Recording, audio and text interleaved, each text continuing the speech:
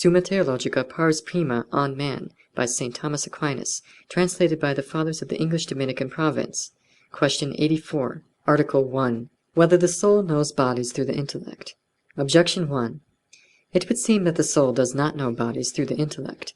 For Augustine says, Soliloquies 2:4, that bodies cannot be understood by the intellect, nor indeed anything corporeal, unless it can be perceived by the senses.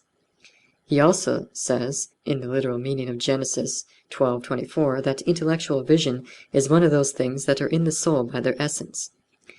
But such are not bodies. Therefore the soul cannot know bodies through the intellect. Objection 2.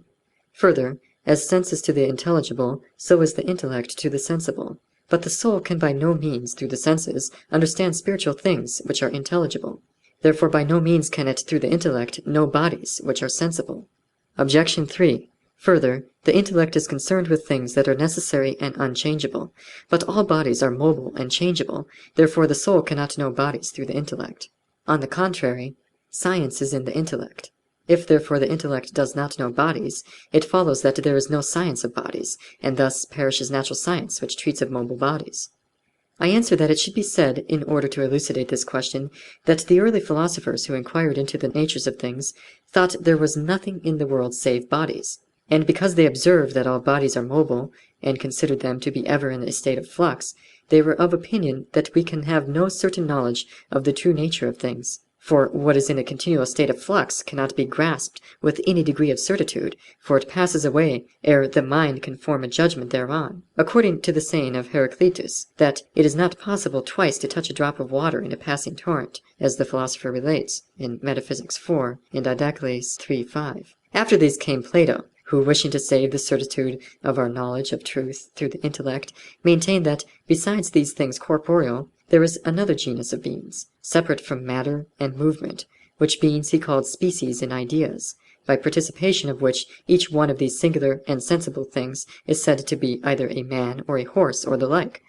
Wherefore he said that sciences and definitions, and whatever appertains to the act of the intellect, are not referred to these sensible bodies, but to those beings immaterial and separate, so that according to this the soul does not understand these corporeal things, but the separate species thereof. Now, this may be shown to be false for two reasons. First, because since those species are immaterial and immovable, knowledge of movement and matter would be excluded from science, which knowledge is proper to natural science, and likewise all demonstration through moving and material causes. Secondly, since it seems ridiculous, when we seek for knowledge of things which are to us manifest, to introduce other beings which cannot be the substance of those others, since they differ from them essentially, so that granted that we can have a knowledge of those separate substances, we cannot for that reason claim to form a judgment concerning these sensible things. Now it seems that Plato strayed from the truth, because having observed that all knowledge takes place through some kind of similitude, he thought that the form of the thing known must necessarily be in the knower in the same manner as the thing known.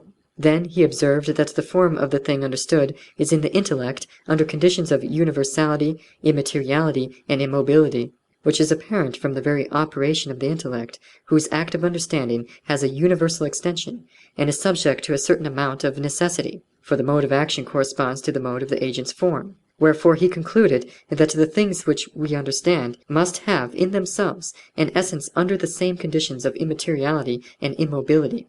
But there is no necessity for this, for even in sensible things it is to be observed that the form is otherwise in one sensible than in another. For instance, whiteness may be of great intensity in one, and of a less intensity in another. In one we find whiteness with sweetness, in another without sweetness. In the same way the sensible form is conditioned differently in the thing which is extended to the soul, and in the senses which receive the forms of sensible things without receiving matter, such as the color of gold without receiving gold. So also the intellect, according to its own mode, receives under conditions of immateriality and immobility the species of material and mobile bodies. For the received is in the receiver according to the mode of the receiver. We must conclude, therefore, that through the intellect the soul knows bodies by a knowledge which is immaterial, universal, and necessary. Reply to Objection 1. These words of Augustine are to be understood as referring to the medium of intellectual knowledge, and not to its object.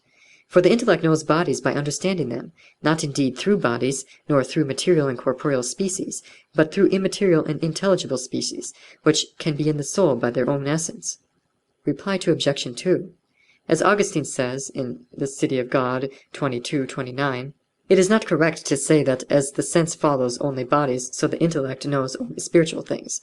For it follows that God and the angels would not know corporeal things.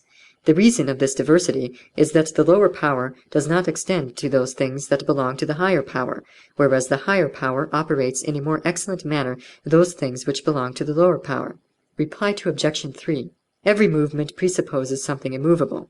For when a change of quality occurs, the substance remains unmoved. And when there is a change of substantial form, matter remains unmoved. Moreover, the various conditions of mutable things are themselves immovable. For instance, though Socrates be not always sitting, yet it is an immovable truth that whenever he does sit, he remains in one place. For this reason, there is nothing to hinder our having an immovable science of movable things. Article 2. Whether the soul understands corporeal things through its essence. Objection 1. It would seem that the soul understands corporeal things through its essence. For Augustine says, On the Trinity 10:5, that the soul collects and lays hold of the images of bodies which are formed in the soul and of the soul. For in forming them, it gives them something of its own substance. But the soul understands bodies by images of bodies. Therefore the soul knows bodies through its essence, which it employs for the formation of such images, and from which it forms them. Objection 2. Further, the philosopher says On the Anima 3:8 that the soul, after a fashion, is everything. Since therefore like is known by like, it seems that the soul knows corporeal things through itself. Objection 3. Further, the soul is superior to corporeal creatures. Now, lower things are in higher things in a more eminent way than in themselves, as Dionysius says On the Heavenly Hierarchy 12. Therefore all corporeal creatures exist in a more excellent way in the soul than in themselves. Therefore the soul can know corporeal creatures through its essence. On the contrary, Augustine says On the Trinity 9:3 that the mind gathers knowledge of corporeal things through the bodily senses. But the soul itself cannot be known through the bodily senses. Therefore it does not know corporeal things through itself. I answer that the ancient philosophers held that the soul knows bodies through its essence. For it was universally admitted that like is known by like.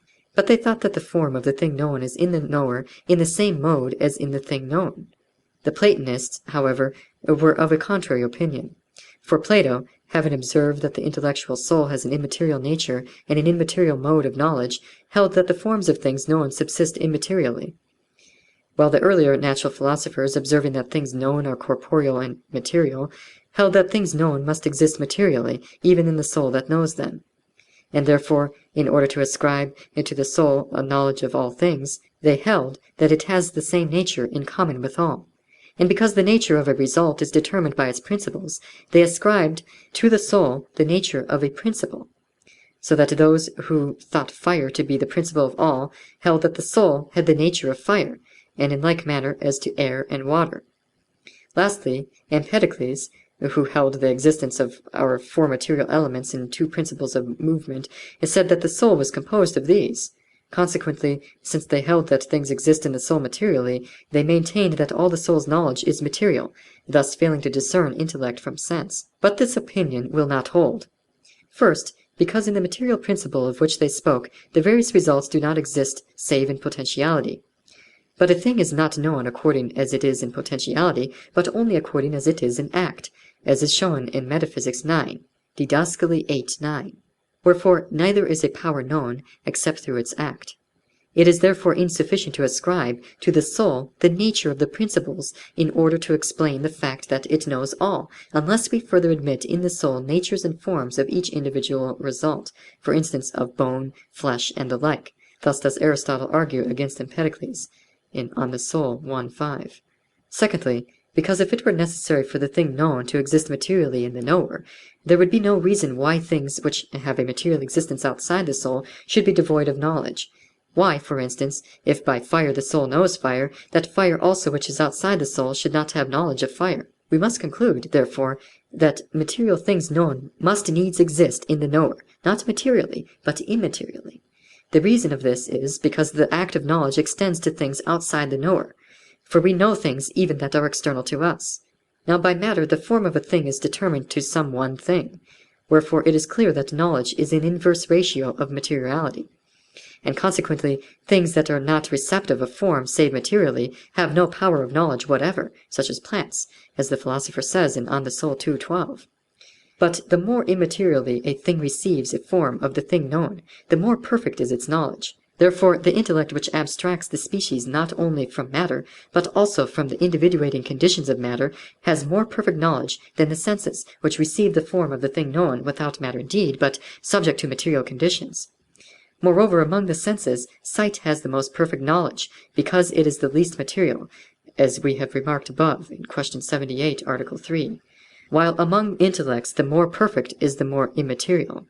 It is therefore clear, from the foregoing, that if there be an intellect which knows all things by its essence, then its essence must needs have all things in itself immaterially. Thus the early philosophers held that the essence of the soul, that it may know all things, must be actually composed of the principles of all material things. Now this is proper to God, that his essence comprise all things immaterially as effects pre-exist virtually in their cause. God alone therefore understands all things through his essence, but neither the human soul nor the angels can do so. Reply to Objection 1. Augustine in that passage is speaking of an imaginary vision, which takes place through the image of bodies. To the formation of such images the soul gives part of its substance, just as a subject is given in order to be informed by some form. In this way the soul makes such images from itself. Not that the soul or some part of the soul be turned into this or that image, but just as we say that a body is made into something colored because of its being informed with color.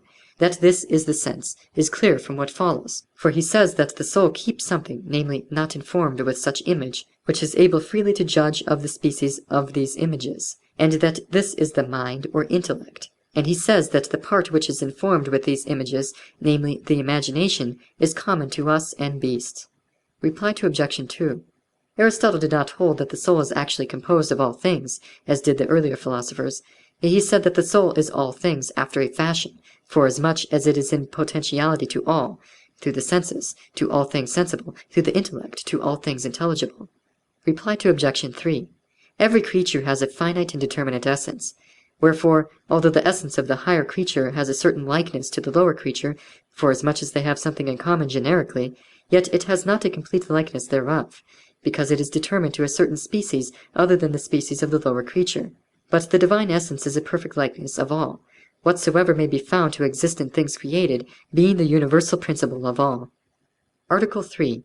Whether the soul understands all things through innate species. Objection 1. It would seem that the soul understands all things through innate species. For Gregory says in a homily for the Ascension, homily 39, Gospels, that a man has understanding in common with the angels, but angels understand all things through innate species. Wherefore in the book On Causes it is said that every intelligence is full of forms. Therefore the soul also has innate species of things, by means of which it understands corporeal things. Objection 2. Further, the intellectual soul is more excellent than corporeal primary matter. But primary matter was created by God under the forms to which it has potentiality. Therefore much more is the intellectual soul created by God under intelligible species, and so the soul understands corporeal things through innate species. Objection 3. Further, no one can answer the truth except concerning what he knows. But even a person untaught and devoid of acquired knowledge answers the truth to every question if put to him in orderly fashion, as we find related in the Meno 5 and following of Plato concerning a certain individual. Therefore we have some knowledge of things even before we acquire knowledge, which would not be the case unless we had innate species. Therefore the soul understands corporeal things through innate species.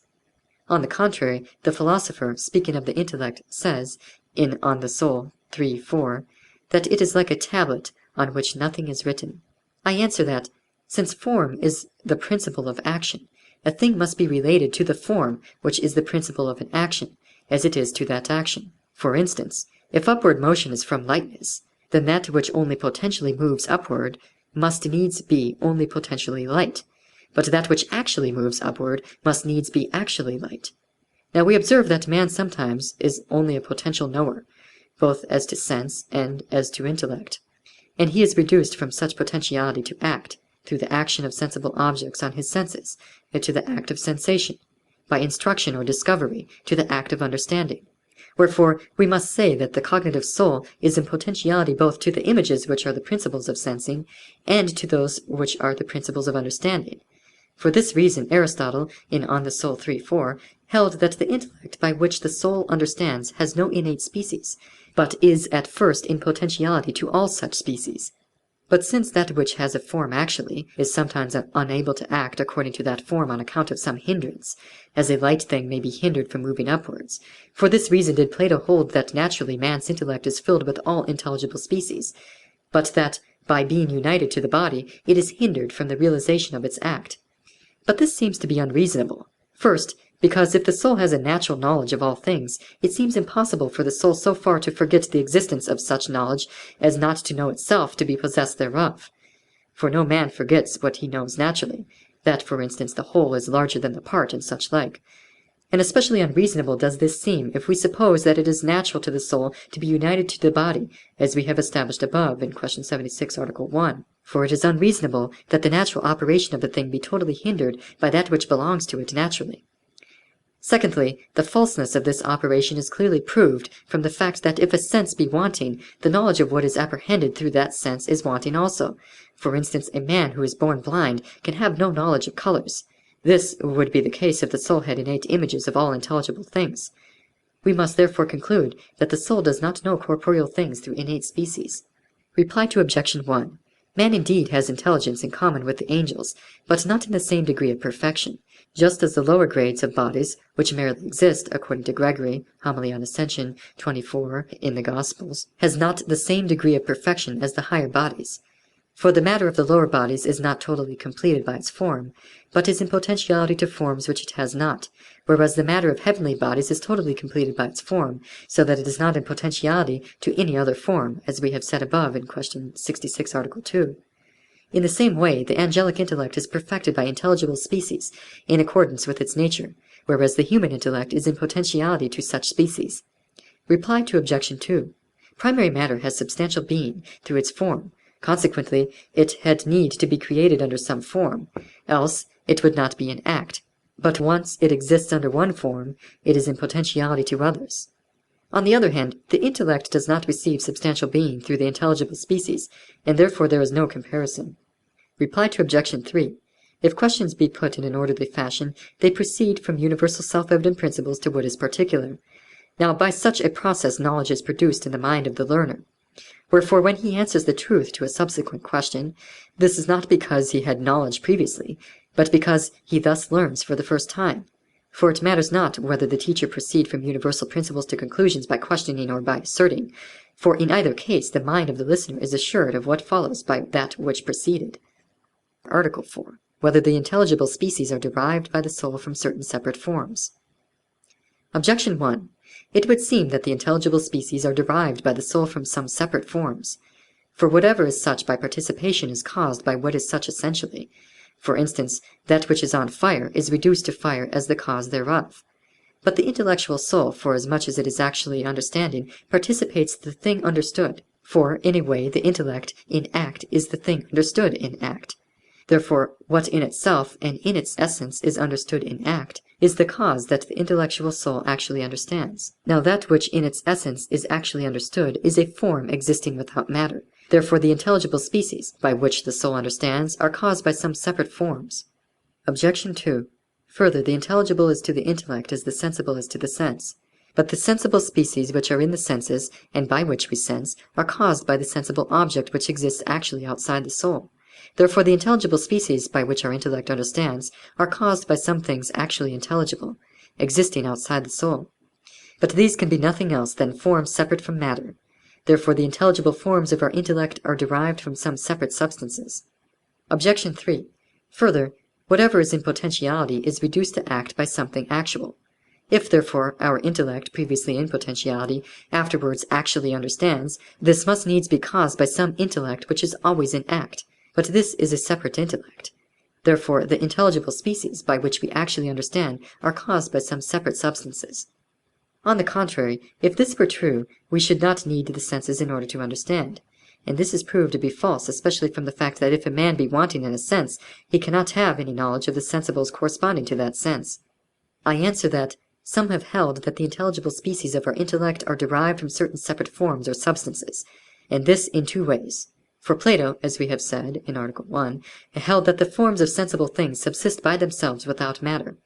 For instance, the form of a man, which he called per se man, and form or idea of a horse, which is called per se horse, and so forth. He said therefore that these forms are participated both by our soul and by corporeal matter, by our soul to the effect of knowledge thereof, and by corporeal matter to the effect of existence. So that, just as corporeal matter by participating the idea of a stone becomes an individuating stone, so our intellect by participating the idea of a stone is made to understand a stone. Now, participation of an idea takes place by some image of the idea in the participator, just as a model is participated by a copy. So just as he held that the sensible forms, which are in corporeal matter, are derived from the ideas as certain images thereof, so he held that the intelligible species of our intellect are images of the ideas derived therefrom. And for this reason, as we have said above in Article 1, he referred sciences and definitions to those ideas. But since it is contrary to the nature of sensible things that their form should subsist without matter, as Aristotle proves in many ways in Metaphysics 6, Avicenna in On the Soul 5, setting this opinion aside, held that the intelligible species of all sensible things, instead of subsisting in themselves without matter, pre-exist immaterially in the separate intellects, from the first of which, said he, such species are derived by a second, and so on to the last separate intellect, which he called the active intelligence, from which according to him intelligible species flow into our souls, and sensible species into corporeal matter. And so Avicenna agrees with Plato in this, that the intelligible species of our intellect are derived from certain separate forms. But these Plato held to subsist of themselves, while Avicenna placed them in the active intelligence. They differ too in this respect, that Avicenna held that the intelligible species do not remain in our intellect after it has ceased actually to understand, and that it needs to turn to the active intellect in order to receive them anew. Consequently, he does not hold that the soul has innate knowledge, as Plato, who held that the participated ideas remain immovably in the soul. But in this opinion no sufficient reason can be assigned for the soul being united to the body. For it cannot be said that the intellectual soul is united to the body for the sake of the body, for neither is form for the sake of matter, nor is the mover for the sake of the moved, but rather the reverse. Especially does the body seem necessary to the intellectual soul, for the latter's proper operation, which is to understand, since as to its being, the soul does not depend on the body. But if the soul by its very nature had an inborn aptitude for perceiving intelligible species through the influence of only certain separate principles, and were not to receive them from the senses, it would not need the body in order to understand. Wherefore, to no purpose would it be united to the body. But if it be said that our soul needs the senses in order to understand, through being in some way awakened by them to the consideration of those things, the intelligible species of which it receives from the separate principles, even this seems an insufficient explanation. For this awakening does not seem necessary to the soul, except insofar as it is overcome by sluggishness, as the Platonists expressed it, and by forgetfulness, through its union with the body. And thus the senses would be of no use to the intellectual soul, except for the purpose of removing the obstacle which the soul encounters through its union with the body. Consequently, the reason of the union of the soul with the body still remains to be sought. And if it be said with Avicenna that the senses are necessary to the soul, because by them it is aroused to turn to the active intelligence from which it receives the species, neither is this a sufficient explanation.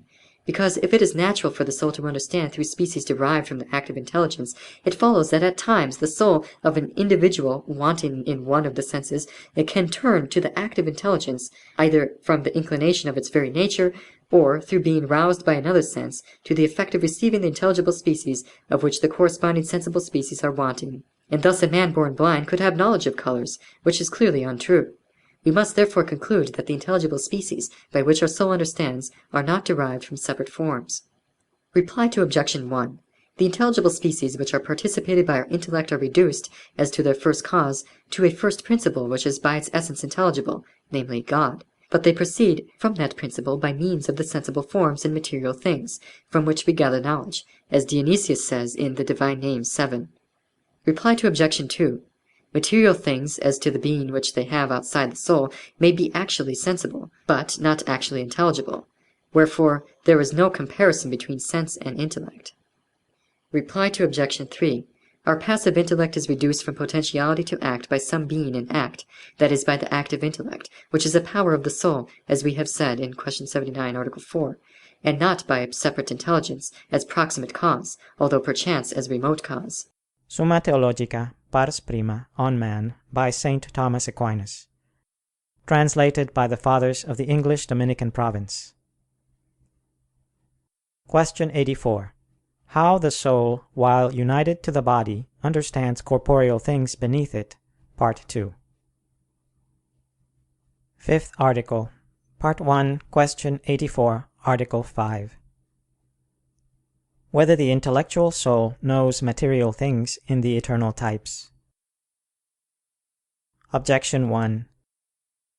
It would seem that the intellectual soul does not know material things in the eternal types. For that in which anything is known must itself be known more and previously. But the intellectual soul of man in the present state of life does not know the eternal types, for it does not know God in whom the eternal types exist, but is "united to God as to the unknown," as Dionysius says, Mystical Theology 1. Therefore the soul does not know all in the eternal types. Objection 2. Further, it is written, Romans 1:20, that "the invisible things of God are clearly seen by the things that are made." But among the invisible things of God are the eternal types. Therefore the eternal types are known through creatures, and not the converse. Objection 3. Further, the eternal types are nothing else but ideas, for Augustine says (83 Different Questions, question 46) that "ideas are permanent types existing in the divine mind." If, therefore, we say that the intellectual soul knows all things in the eternal types, we come back to the opinion of Plato, who said that all knowledge is derived from them. On the contrary, Augustine says (Confessions 12:25), "If we both see that what you say is true, and if we both see that what I say is true, where do we see this, I pray? Neither do I see it in you, nor do you see it in me, but we both see it in the unchangeable truth which is above our minds." Now the unchangeable truth is contained in the eternal types.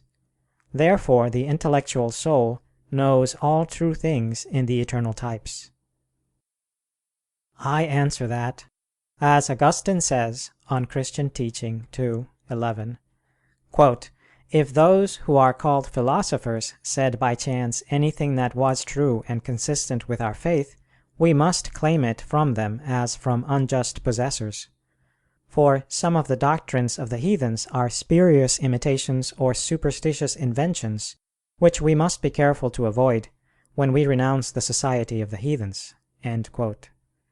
Consequently, whenever Augustine, who was imbued with the doctrines of the Platonists, found in their teaching anything consistent with faith, he adopted it, and those things which he found contrary to faith he amended. Now Plato held, as we have said above (Article 4), that the forms of things subsist of themselves apart from matter, and these he called ideas, by participation of which he said that our intellect knows all things. So that just as corporeal matter, by participating the idea of a stone, becomes a stone, so our intellect, by participating the same idea, has knowledge of a stone. But since it seems contrary to faith that forms of things themselves, outside the things themselves, and apart from matter, as the Platonists held, asserting that per se life or per se wisdom are creative substances, as Dionysius relates (Divine Names 9), therefore Augustine (83 Different Questions, question 46), for the ideas defended by Plato, substituted the types of all creatures existing in the divine mind, according to which types all things are made in themselves, and are known to the human soul. When, therefore, the question is asked, does the human soul know all things in the eternal types, we must reply that one thing is said to be known in another in two ways. First, as in an object itself known, as one may see in a mirror the images of things reflected therein. In this way the soul, in the present state of life, cannot see all things in the eternal types, but the blessed, who see God and all things in Him, thus know all things in the eternal types. Secondly, one thing is said to be known in another, as in a principle of knowledge. Thus we might say that we see in the sun what we see by the sun. And thus we must needs say that the human soul knows all things in the eternal types, since by participation of these types we know all things. For the intellectual light itself which is in us is nothing else than a participated likeness of the uncreated light, in which are contained the eternal types.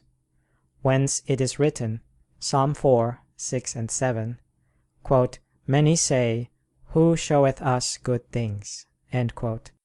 Which question the psalmist answers, "The light of thy countenance, O Lord, is signed upon us," as though he were to say, by the seal of the divine light in us, all things are made known to us. But since, besides the intellectual light which is in us, intelligible species, which are derived from things, are required in order for us to have knowledge of material things, therefore this same knowledge is not due merely to a participation of the eternal types, as the Platonists held, maintaining that the mere participation of ideas sufficed for knowledge. Wherefore Augustine says (De Trin. iv, 16), "Although the philosophers prove by convincing arguments that all things occur in time according to the eternal types, were they able to see in the eternal types, or to find out from them how many kinds of animals there are and the origin of each? Did they not seek for this information from the story of times and places?"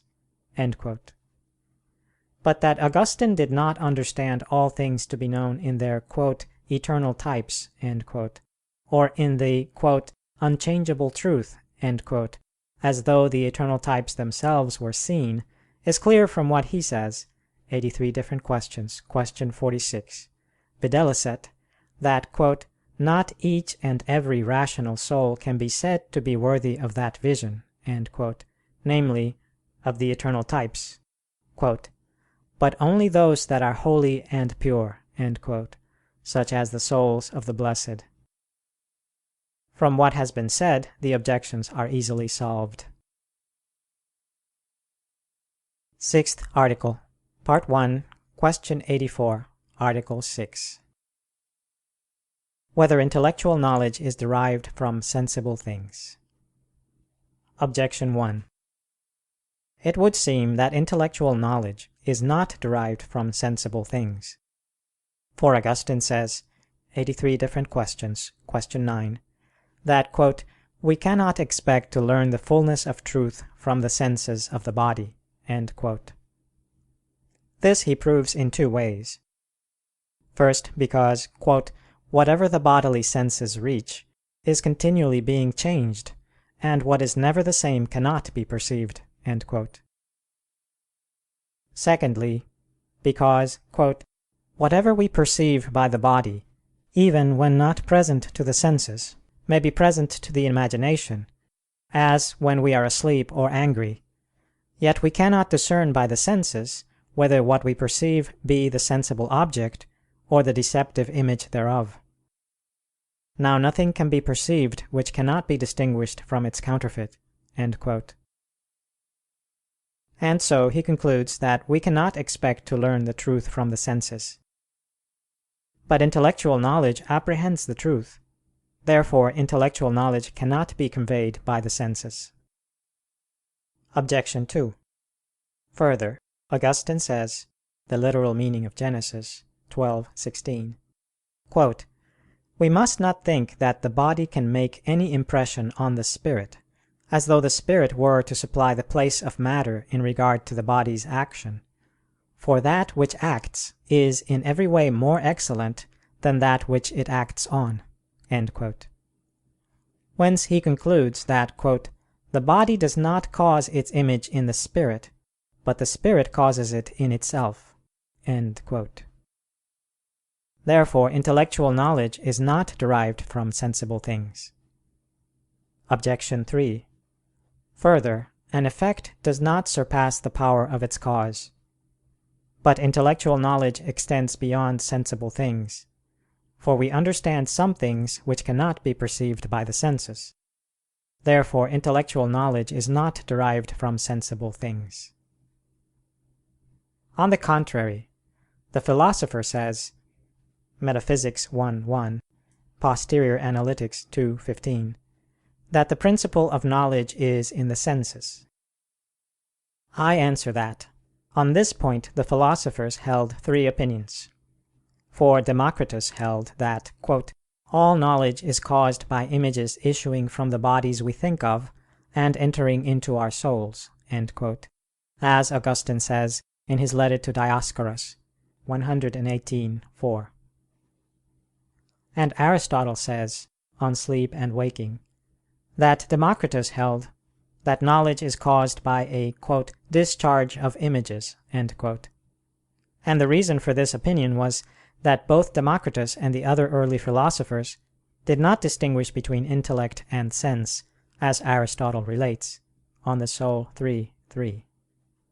Consequently, since the sense is affected by the sensible, they thought that all our knowledge is affected by this mere impression brought about by sensible things, which impression Democritus held to be caused by a discharge of images. Plato, on the other hand, held that the intellect is distinct from the senses, and that it is an immaterial power not making use of a corporeal organ for its action. And since the incorporeal cannot be affected by the corporeal, he held that intellectual knowledge is not brought about by sensible things affecting the intellect, but by separate intelligible forms being participated by the intellect, as we have said above, Articles 4 and 5. Moreover, he held that sense is a power operating of itself. Consequently, neither is sense, since it is a spiritual power, affected by the sensible. But the sensible organs are affected by the sensible, the result being that the soul is in a way roused to form within itself the species of the sensible. Augustine seems to touch on this opinion, the literal meaning of Genesis 12:24, where he says that the "body feels not, but the soul through the body, which it makes use of as a kind of messenger for reproducing within itself what is announced from without." Thus, according to Plato, neither does intellectual knowledge proceed from sensible knowledge, nor sensible knowledge exclusively from sensible things. But these rouse the sensible soul to the sentient act, while the senses rouse the intellect to the act of understanding. Aristotle chose a middle course. For with Plato he agreed that intellect and sense are different. But he held that the sense has not its proper operation without the cooperation of the body, so that to feel is not an act of the soul alone, but of the "composite." And he held the same in regard to all the operations of the sensitive part. Since therefore it is not unreasonable that the sensible objects which are outside the soul should produce some effect in the "composite," Aristotle agreed with Democritus in this, that the operations of the sensitive part are caused by the impression of the sensible on the sense, not by a discharge, as Democritus said, but by some kind of operation. For Democritus maintained that every operation is by way of a discharge of atoms, as we gather from Generation of Animals 1:8. But Aristotle held that the intellect has an operation which is independent of the body's cooperation. Now nothing corporeal can make an impression on the incorporeal, and therefore in order to cause the intellectual operation according to Aristotle, the impression caused by the sensible does not suffice, but something more noble is required, for "the agent is more noble than the patient," as he says, Generation of Animals 1:5. Not indeed in the sense that the intellectual operation is effected in us by the mere impression of some superior beings, as Plato held, but that the higher and more noble agent, which he calls the active intellect, of which we have spoken above (Q. 79, Articles 3 and 4), causes the phantasms received from the senses to be actually intelligible by a process of abstraction. According to this opinion, then, on the part of the phantasms, intellectual knowledge is caused by the senses. But since the phantasms cannot of themselves affect the passive intellect, and require to be made actually intelligible by the active intellect, it cannot be said that sensible knowledge is the total and perfect cause of intellectual knowledge, but rather that it is in a way the material cause. Reply Obj. 1. Those words of Augustine mean that we must not expect the entire truth from the senses. For the light of the active intellect is needed, through which we achieve the unchangeable truth of changeable things, and discern things themselves from their likeness. Reply Obj. 2. In this passage Augustine speaks not of intellectual but of imaginary knowledge. And since, according to the opinion of Plato, the imagination has an operation which belongs to the soul only, Augustine, in order to show that corporeal images are impressed on the imagination not by bodies but by the soul, uses the same argument as Aristotle does in proving that the active intellect must be separate, namely, because "the agent is more noble than the patient." And without doubt, according to the above opinion, in the imagination there must needs be not only a passive but also an active power. But if we hold, according to the opinion of Aristotle, that the action of the imagination is an action of the "composite," there is no difficulty, because the sensible body is more noble than the organ of the animal, in so far as it is compared to it as a being in act to a being in potentiality, even as the object actually colored is compared to the pupil, which is potentially colored.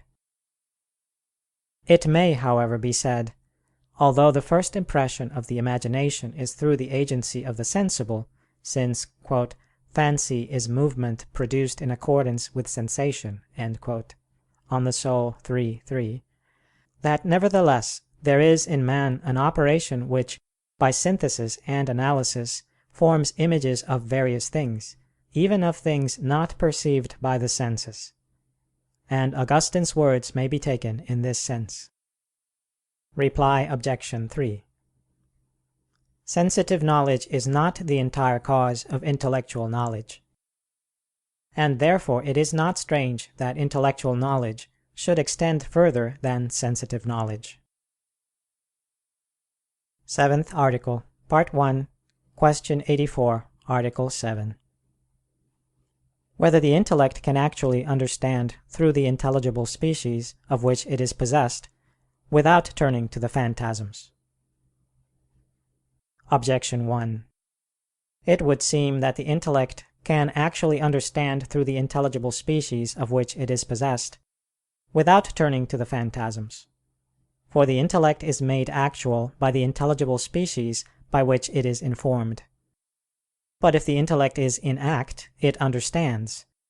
Therefore the intelligible species suffices for the intellect to understand actually, without turning to the phantasms. Objection 2. Further, the imagination is more dependent on the senses than the intellect on the imagination. But the imagination can actually imagine in the absence of the sensible. Therefore much more can the intellect understand without turning to the phantasms. Objection 3. There are no phantasms of incorporeal things, for the imagination does not transcend time and space. If, therefore, our intellect cannot understand anything actually without turning to the phantasms, it follows that it cannot understand anything incorporeal, which is clearly false, for we understand truth and God and the angels. On the contrary, the Philosopher says (De Anima iii, 7) that "the soul understands nothing without a phantasm." I answer that, in the present state of life, in which the soul is united to a passible body, it is impossible for our intellect to understand anything actually, except by turning to the phantasms. First of all, because the intellect, being a power that does not make use of a corporeal organ, would in no way be hindered in its act through the lesion of a corporeal organ, if for its act there were not required the act of some power that does make use of a corporeal organ. Now sense, imagination, and the other powers belonging to the sensitive part make use of a corporeal organ. Wherefore it is clear that for the intellect to understand actually, not only when it acquires fresh knowledge, but also when it applies knowledge already acquired, there is need for the act of the imagination and of the other powers. For when the act of the imagination is hindered by a lesion of the corporeal organ, for instance in a case of frenzy, or when the act of the memory is hindered, as in the case of lethargy, we see that a man is hindered from actually understanding things of which he had a previous knowledge. Secondly, anyone can experience this of himself, that when he tries to understand something, he forms certain phantasms to serve him by way of examples, in which, as it were, he examines what he is desirous of understanding. For this reason it is that when we wish to help someone to understand something, we lay examples before him, from which he forms phantasms for the purpose of understanding. Now the reason of this is that the power of knowledge is proportioned to the thing known.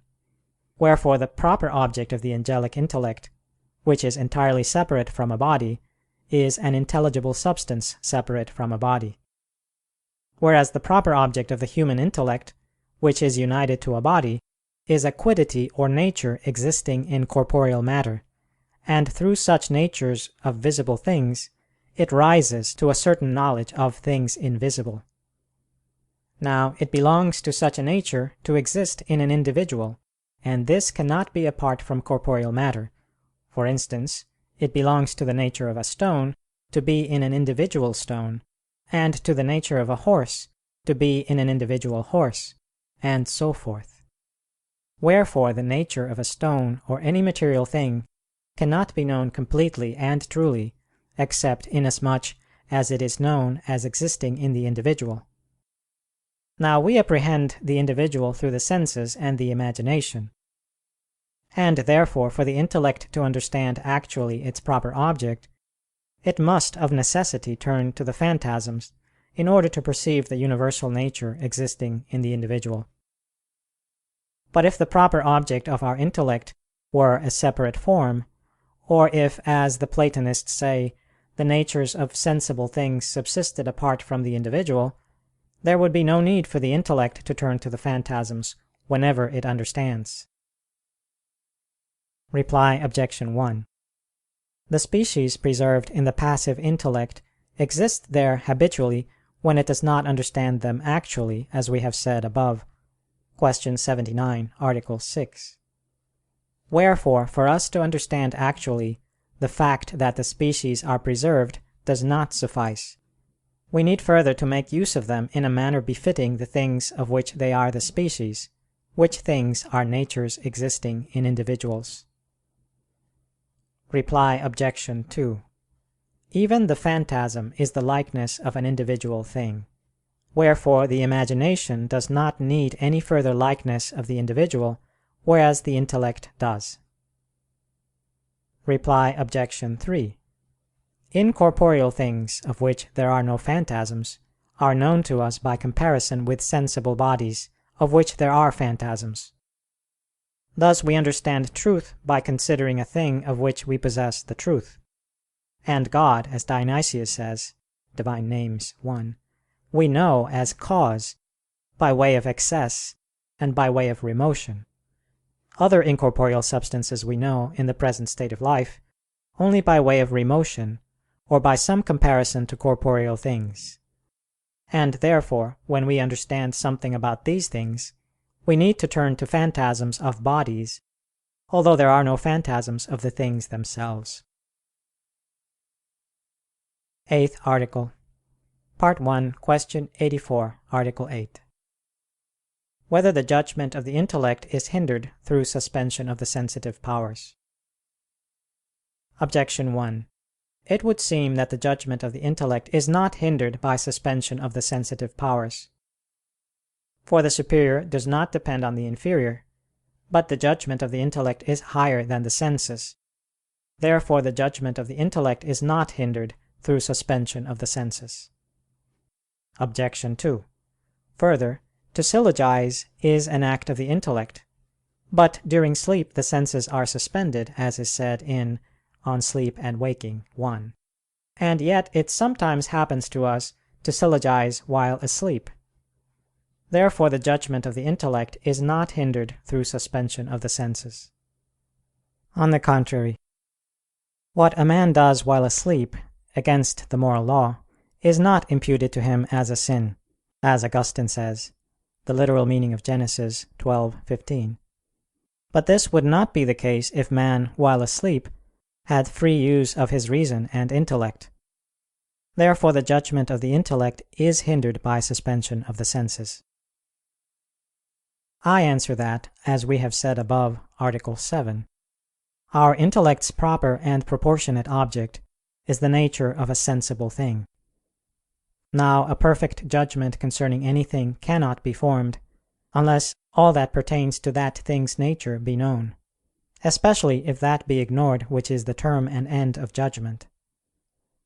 Now the Philosopher says, On the Heavens 3, that, as the end of a practical science is action, so the end of natural science is that which is perceived principally through the senses. For the smith does not seek knowledge of a knife except for the purpose of action, in order that he may produce a certain individual knife. And in like manner the natural philosopher does not seek to know the nature of a stone and of a horse, save for the purpose of knowing the essential properties of those things which he perceives with his senses. Now it is clear that a smith cannot judge perfectly of a knife unless he knows the action of the knife, and in like manner the natural philosopher cannot judge perfectly of natural things unless he knows sensible things. But in the present state of life, whatever we understand, we know by comparison to natural sensible things. Consequently, it is not possible for our intellect to form a perfect judgment while the senses are suspended, through which sensible things are known to us. Reply Obj. 1. Although the intellect is superior to the senses, nevertheless in a manner it receives from the senses, and its first and principal objects are founded in sensible things. And therefore suspension of the senses necessarily involves a hindrance to the judgment of the intellect. Reply Obj. 2. The senses are suspended in the sleeper through certain evaporations and the escape of certain exhalations, as we read in On Sleep and Waking 3. And therefore, according to the amount of such evaporation, the senses are more or less suspended. For when the amount is considerable, not only are the senses suspended, but also the imagination, so that there are no phantasms.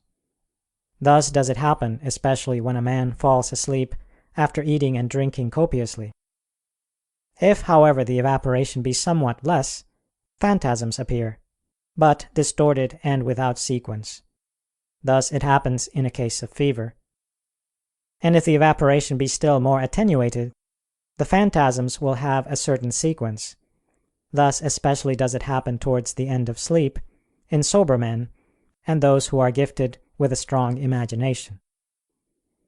If the evaporation be very slight, not only does the imagination retain its freedom, but also the common sense is partly freed, so that sometimes while asleep a man may judge that what he sees is a dream, discerning as it were between things and their images. Nevertheless, the common sense remains partly suspended, and therefore, although it discriminates some images from the reality, yet is it always deceived in some particular. Therefore, while man is asleep, according as sense and imagination are free, so is the judgment of his intellect unfettered, though not entirely. Consequently, if a man syllogizes while asleep, when he wakes up he invariably recognizes a flaw in some respect. End of question 84.